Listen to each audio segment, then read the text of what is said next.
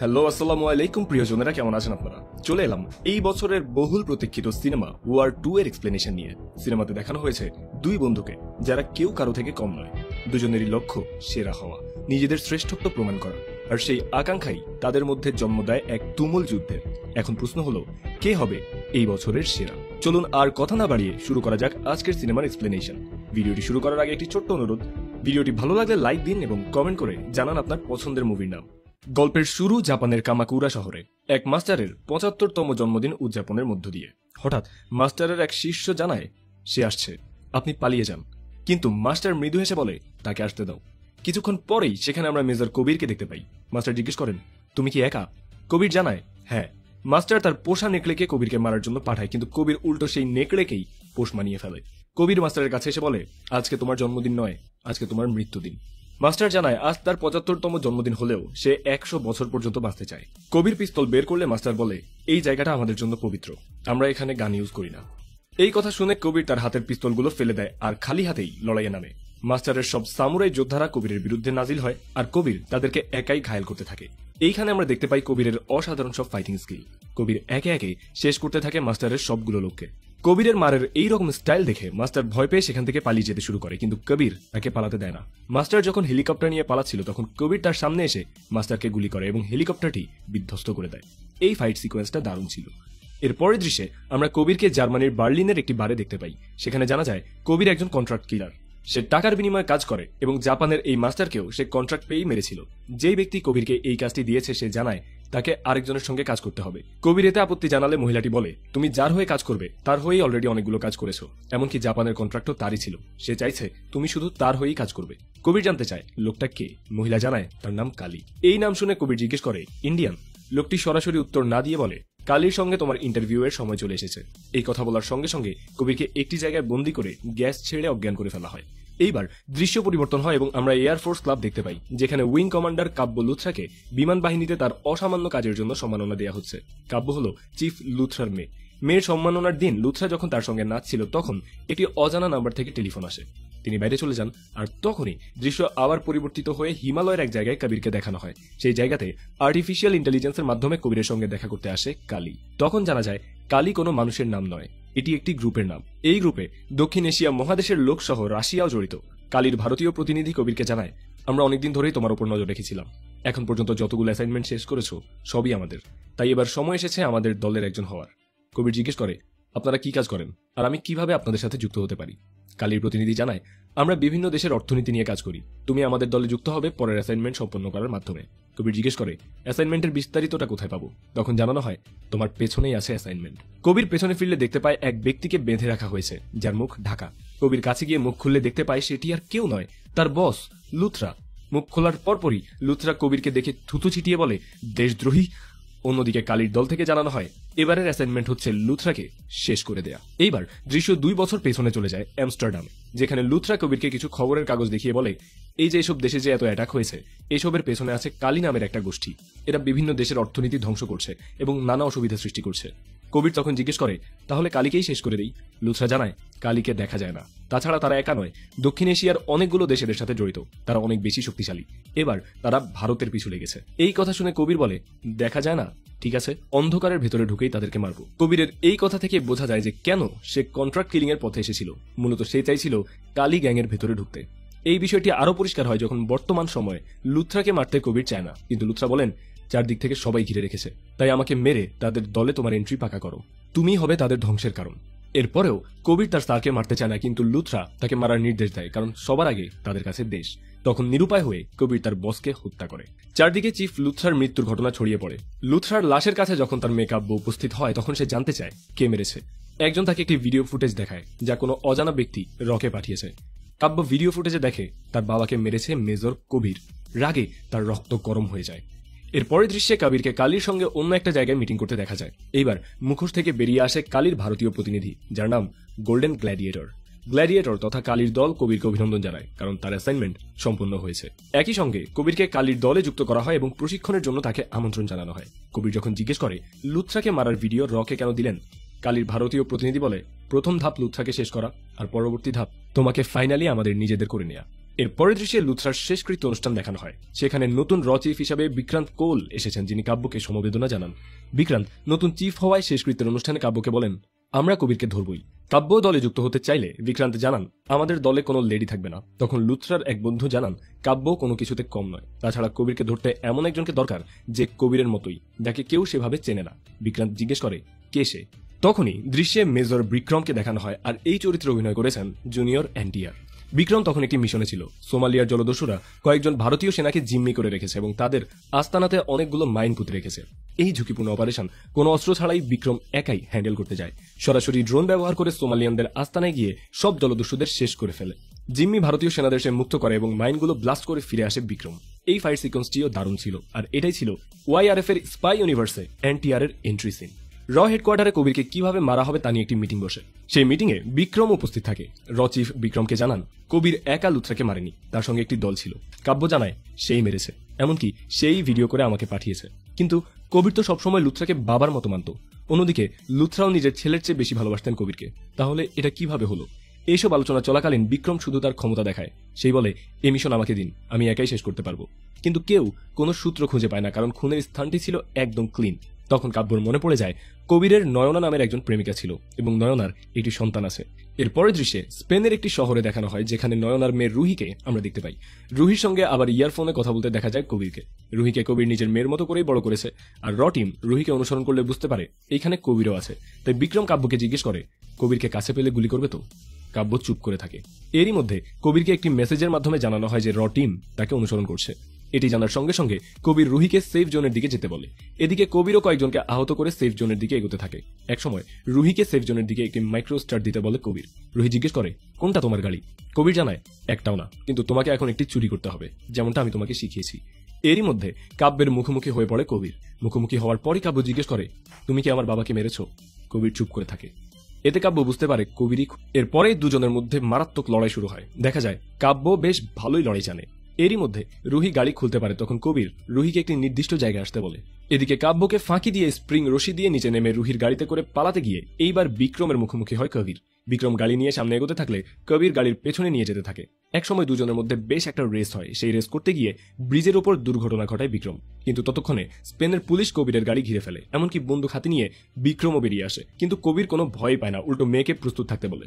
এই সময় বিক্রম কবিরের গাড়ি লক্ষ্য করে গুলি ছুড়লে কবির ব্রিজ থেকে গাড়ি নিয়ে ঝাঁপ দিয়ে একটি ট্রেনের উপর পড়ে। কিন্তু এমনভাবে পড়ে যে রুহি প্রায় ট্রেন থেকে ছিটকে পড়ার উপক্রম হয়। কোনোভাবে রুহিকে বাঁচানোর চেষ্টা করে কবির। তা দেখে বিক্রমও রুহিকে বাঁচাতে এগিয়ে আসে। একসময় রুহিকে বাঁচানো হয়।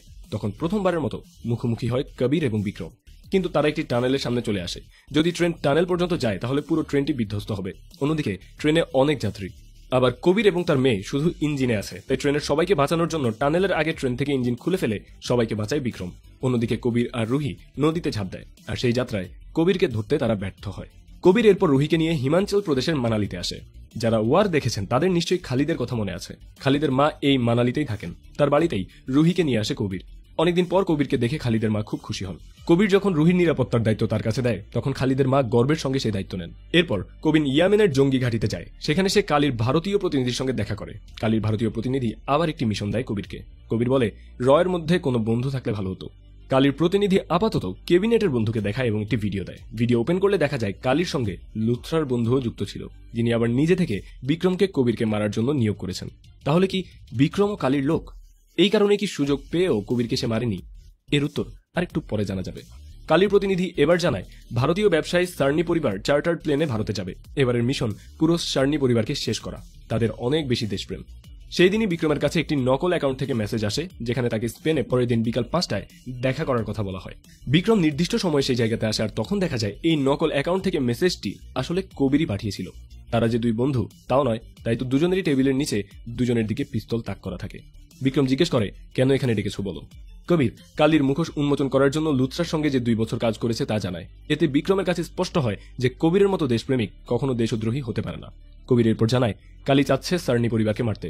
তোমাকে এবং আমাকে কালির সৈন্যদেরকে থামাতে হবে। আমি ভেতর থেকে কাজ করব আর তুমি বাইরে থেকে। এতে কিন্তু জীবনও চলে যেতে পারে। বিক্রম জানায়, দেশের জন্য মরতে আমি সব সময় প্রস্তুত। পরের দিন সার্নি পরিবার চার্টার্ড প্লেনে করে যেতে থাকলে সেইখানে একটা জেট প্লেন নিয়ে আসে কবির। চার্টার্ড প্লেনের পাইলটকে প্লেন একটুখানি নিচে নামাতে বলে। সেই সময় প্লেনের ভেতরে থাকা ক্রু সদস্যরা সার্নি পরিবারকে এক ধরনের পানীয় খাইয়ে অজ্ঞান করে ফেলে। এরপর কবিরের প্লেন থেকে একে একে কালীর সৈন্যরা নামতে থাকে। যখন তারা চার্টার প্লেনে ঢুকবে তখন আগে থেকেই প্লেনে থাকা বিক্রম সবার সঙ্গে লড়াই করতে থাকে। একসময় লড়াইয়ের জন্য প্লেনের ওপরেই উঠে যায়, আর সেখানে লড়াই করতে করতে বিপদে পড়লে কবির এসে যোগ দেয় তার সাথে।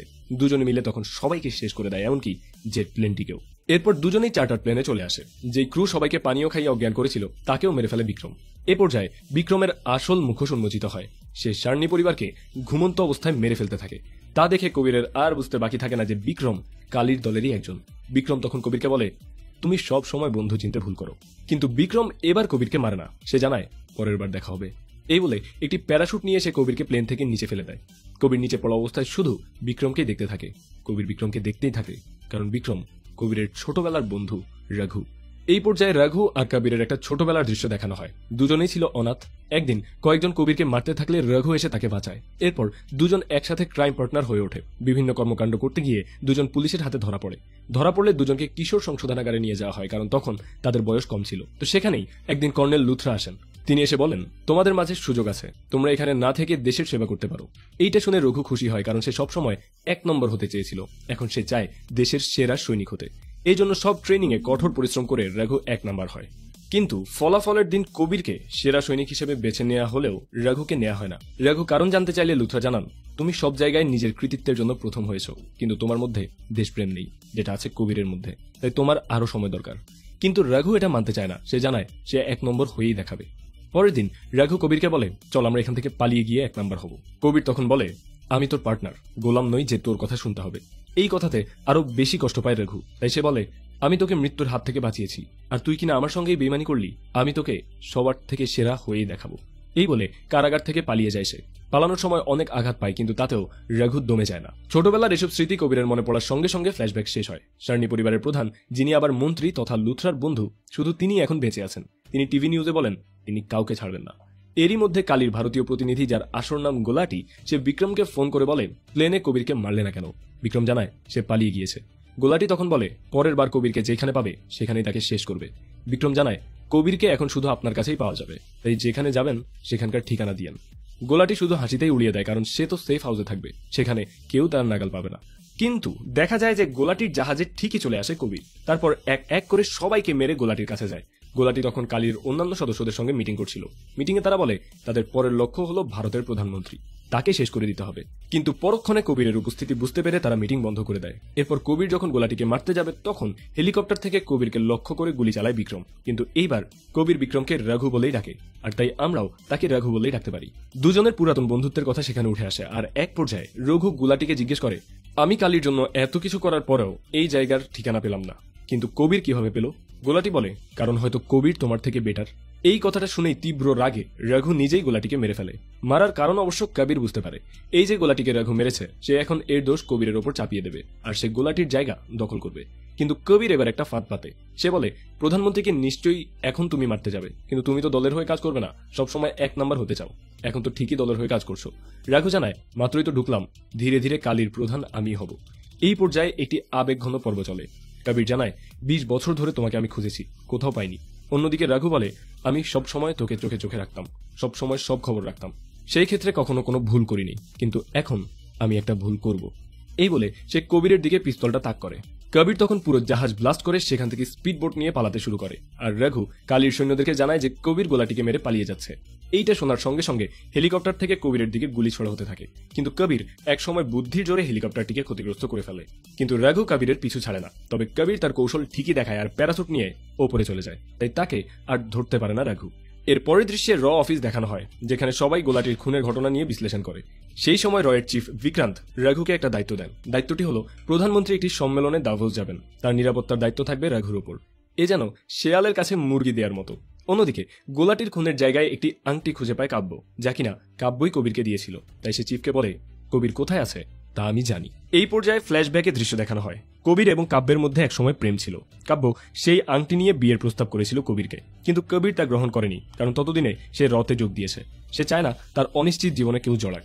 সে সবসময় দেশের জন্য জীবন দিতে চেয়েছিল, একদম কাব্যের বাবারই মতো। কাব্য কষ্ট পায়, কাঁদতে কাঁদতে কবিরের কাছ থেকে চলে আসে। ফ্ল্যাশব্যাকের দেখানো শেষ হলে বর্তমান সময়ে কাব্যর কাছে আসে কবির। কবির এবার তার বাবার মৃত্যু, কালী এবং বিক্রমের ব্যাপারটা কাব্যকে খুলে বলে। কাব্য সব জেনে কবিরকে বলে, আমার বাবার দেশপ্রেম যে বৃথা যায়নি তা জানতে পেরে ভালো লাগলো। এরপরের দৃশ্যে রঘুকে দেখানো হয় সে এবার সরাসরি কালীর সদস্যদের সঙ্গে দেখা করতে আসে, এমনকি গোলাটির জায়গাতে সে বসে। কালীর সবাই তখন ভারতের প্রধানমন্ত্রীকে শেষ করার কন্ট্রাক্ট বিক্রমকে দেয়। বিক্রম জানায় সে এটা ভালোভাবেই করতে পারবে, কিন্তু কালীর দলের সদস্যরা আবারও কবিরকে নিয়েও ভয় করে। বিক্রম বলে, কোনো চিন্তা করো না, কবিরকে এইবার আমি দেখে নেব। তখন দৃশ্য আবার কাব্যের কাছে নিয়ে যাওয়া হয়। কাব্য তার বাবার বন্ধু শরণকে ফোন করে বলে, আঙ্কেল, কবির আমার সঙ্গে আছে, সে আপনার সঙ্গে একটি গুরুত্বপূর্ণ কথা বলতে চায়। শরণ তখন তাদেরকে একটা জায়গায় আসতে বলে, আর সেখানে আসলেই তারা ফাঁদে পড়ে। কবির বুঝতে পারে সবকিছুর পেছনে আসলে এই শরণই আছে, এমনকি সে নিজেই তার পরিবারকে মারার আদেশ দিয়েছিল। এমনকি প্রধানমন্ত্রীকে মারার পর সে নিজেই প্রধানমন্ত্রী হতে চায়। কিন্তু তারা এই ফাঁদ থেকে কিভাবে বের হবে? সেই সময় কবিরের ফোনে একটি মেসেজ আসে যা বিপদের সময় লুথরা দিয়েছিলেন, কিন্তু লুথরা তো মৃত। তখন দেখা যায় রয়ের চিফ বিক্রান্ত কোলকে মেশিন গান নিয়ে আসতে। সে মেশিন গান দিয়ে সবাইকে মেরে ফেলে, আর এইটা দেখে অবাক হয় কবির। সে জিজ্ঞেস করে, আপনি কালীর ব্যাপারে জানতেন? বিক্রান্ত জানান, তোমার আগে আমি ওই পর্যায়ে ছিলাম, লুথরা আমাকে দায়িত্ব দিয়েছিল যা এখন তুমি পালন করছো। কাব্য তখন বলে, কালীর পরিকল্পনা এবার প্রধানমন্ত্রীকে শেষ করা, আর এই প্রধানমন্ত্রীর দাভোস সফরের নিরাপত্তার দায়িত্বে আছে বিক্রম, যে নিজেই কালীর একজন সদস্য। কবির তখন জানায়, এইবার আমি বিক্রান্তকে শেষ করব। সে সবসময় 1 নম্বর হতে চেয়েছে না, তাকে এবার 1 নম্বরই দেখাবো। কবির সেখানে তাদের চিফকে আরো বলে, এই সব কিছুর পেছনে আসল হাত রয়েছে শরণের। এর মধ্যে আহত একজনকে ফোন করে বিক্রম। সে জিজ্ঞেস করে, সবাই কি শেষ? জানানো হয় সব শেষ। কবিরকে কষ্ট ছাড়া মারা হয়েছে তো? জানানো হয় হ্যাঁ। কবির এটা শুনে কষ্ট পায়। অন্যদিকে বিক্রম বন্ধুকে হারানোর কষ্ট অনুভব করে। পরের দিন প্রধানমন্ত্রী দাভোস সফরের ইনচার্জ হয়ে বিক্রান্ত কোল আসেন এবং বিক্রমকে দায়িত্ব দেওয়া হয় মন্ত্রী শরণের নিরাপত্তার জন্য, যেটা কিনা পুরোটাই একটা পরিকল্পনা ছিল। বিক্রম এবং শরণ একই কেবল কারে করে প্রকৃতির সৌন্দর্য উপভোগ করতে বের হয়। সেখানে শরণ আবারও কবিরকে নিয়ে চিন্তায় থাকে। বিক্রম জানায়, কবির তো মারা গিয়েছে। এইটা শুনে শরণ অনেক খুশি। ঠিক তখনই কবির স্নাইপার দিয়ে হেডশট করে শরণকে মেরে ফেলে। আর কাব্যের ফোন থেকে কবির শরণকে ফোন করলে সেটা ধরে বিক্রম। কবির বলে, কেমন ব্যথা লাগছে? সঙ্গে সঙ্গে বিক্রমকেও গুলি করে কবির, তবে সেটা একেবারে মেরে ফেলার জন্য নয়, ভয় দেখানোর জন্য। হামলার কারণে প্রধানমন্ত্রীর প্রোগ্রাম নষ্ট হয়ে যায় এবং সেই সঙ্গে মন্ত্রীর মৃত্যুর খবর এবং বিক্রমের আইসিইউতে ভর্তি হওয়ার কথা বিক্রান্ত প্রেস ব্রিফিং এ জানান। ওইদিকে হাসপাতালে জ্ঞান ফিরলে কালীর কয়েকজন রিপ্রেজেন্টেটিভ সেখানে আসে। কালীর দল বিক্রমের উপর অনেক অসন্তুষ্ট হয়। বিক্রম সে সুযোগ চায় প্রধানমন্ত্রী এবং কবিরকে মারার জন্য, আর বিক্রমকে তারা 24 ঘন্টা সময় দেয়। সে হাসপাতাল থেকে কবিরকে ফোন করে বলে, আর কোনো লুকোচুরি নয়, এইবার সামনাসামনি আমাদের লড়াই হবে। কবির জানায়, ঠিক আছে, লোকেশন পাঠিয়ে দিস। এদিকে বিক্রান্ত কবিরকে যেতে নিষেধ করে, কারণ একইভাবে লুথরা মারা গিয়েছিল। কাব্য বাধা দেয়। কবির জানায়, এবার এটা আমার ফাঁদ, আমার কিচ্ছু হবে না, আপনারা প্রধানমন্ত্রীকে নিয়ে ভারতে ফিরে যান। এরই মধ্যে কবির বিক্রমের লোকেশনে চলে আসে, আর বিক্রম তথা রঘু কবিরকে একটা ভিডিও দেখায়। মূলত তারা আগে থেকেই ফোনে যুক্ত ছিল। এদিকে রঘু কবিরকে মনস্টার বলে সম্বোধন করে। সে বলে, তুই যার কাছেই যাস তাকেই গিলে ফেলিস। প্রথমে তোর ভালোবাসার মানুষ নয়না, তারপর খালিদ, এমনকি বাবার সমতুল্য লুথরাকেও তুই নিজের হাতে মেরেছিস। এইসব শুনে রাগে রঘুকে মারতে থাকে কবির, কিন্তু রঘু শুধুই হাসে। একসময় দুজনের মধ্যে তুমুল লড়াই হয়, কেউ কাউকে ছাড় দিতে চায় না। আর এরই মধ্যে প্লেনে উঠে বিক্রান্ত জানান, আমরা নিরাপদ। কিন্তু কবির রঘুর মুখের দিকে তাকিয়ে বলে, এখনো নিরাপদ না। এইটা শুনে বিমানের পাইলট সহ ক্রু সদস্যদের নামিয়ে দেওয়া হয়। কাব্য তখন প্রধানমন্ত্রীকে নিয়ে প্লেনটি ওড়ায়। এদিকে দুই বন্ধুর লড়াইয়ে কবিরের শরীরে রড ঢুকে যায়। সেই রডেই আবার রঘুকেও ঢুকিয়ে নেয় কবির। দুজনের মধ্যে আরো লড়াই চলতে থাকলে রঘুর পেটে বরফের টুকরো ঢুকে সে মারাত্মক আহত হয়। তখন কবির মারা বাদ দিয়ে রঘুর কাছে ছুটে আসে। রঘু তখন বলে, আসলে তুই 1 নাম্বার। অন্যদিকে কবির বলে, তুই ছাড়া আমি কিছুই নই, তুই আমাকে বানিয়েছিলি। শেষ মুহূর্তে এসে দুই বন্ধু আবেগপ্রবণ হয়ে পড়ে। এক পর্যায়ে কবির বলে, তুই এখনো 1 নম্বর হতে পারবি, তুই আর আমি একসাথে কালীকে শেষ করব। তখন রঘু বলে, আগে তুই প্রধানমন্ত্রীকে বাঁচা। এইটা শোনার সঙ্গে সঙ্গে আতঙ্কিত হয়ে পড়ে বিক্রম। সে মন্ত্রী শরণের লাশ পরীক্ষা করে, আর লাশ পরীক্ষা করতে গিয়ে দেখে তার বুকটা কাটা। শরণের শরীরের ভেতরে বোমা ঢুকিয়ে দেওয়া হয়েছিল। এইটা দেখে তারা বডিটা প্লেন থেকে ফেলে দেয় এবং সঙ্গে সঙ্গে ব্লাস্ট হয়। এদিকে কবির অসুস্থ রঘুকে কাঁধে করে নিয়ে যেতে থাকে। ভারতে ফিরে বিক্রান্ত প্রেসে জানান প্রধানমন্ত্রী বিপদে পড়েছিলেন আর কবির এসে তাকে রক্ষা করেছে। এই মিশনে বিক্রম শহীদ হয়েছে। কিন্তু কবিরের সঙ্গে বিক্রম তথা রঘুকে দেখা যায় দুইজনে মিলে কালীর সব দেশের সদস্যকে একে একে মেরে ফেলে। মেরে ফেলা শেষ হলে রঘু কবিরকে জিজ্ঞেস করে, তুই যে সবাইকে বললি আমি মারা গেছি, এখন যদি সবাই জানে যে আমি বেঁচে আছি তাহলে কি হবে? কবির জানায়, সবাই জানে বিক্রম মারা গেছে, তুই হচ্ছিস রঘু, যে কিনা নাম্বার 1। কিন্তু রঘু তখন আর নাম্বার 1 হতে চায় না। সে বলে, নাম্বার 1 হচ্ছে দেশ, দেশ সবার আগে। কবির জিজ্ঞেস করে, তাহলে আমরা পরের মিশন একসঙ্গে করছি? রঘু জানায়, তুই তো ভালোই শত্রুকে বন্ধু বানাতে পারিস রে। এইভাবেই হ্যাপি এন্ডিং এর মাধ্যমে ওয়ার 2 এর কাহিনী শেষ হয়। তো দর্শক, এই ছিল আমাদের আজকের মুভি এক্সপ্লেনেশন। আমরা চেষ্টা করেছি দ্রুততম সময়ে কাহিনীটা আপনাদের কাছে পৌঁছে দিতে, তাই আমাদের এই এফোর্ট যদি আপনাদের ভালো লাগে তাহলে প্লিজ লাইক করুন এবং শেয়ার করুন আপনার বন্ধুদের সাথে। আর চ্যানেলে নতুন হলে সাবস্ক্রাইব করুন। আজকের জন্য বিদায় নিচ্ছি, শীঘ্রই দেখা হবে অন্য কোনো দিন নতুন কোনো মুভির এক্সপ্লেনেশন নিয়ে।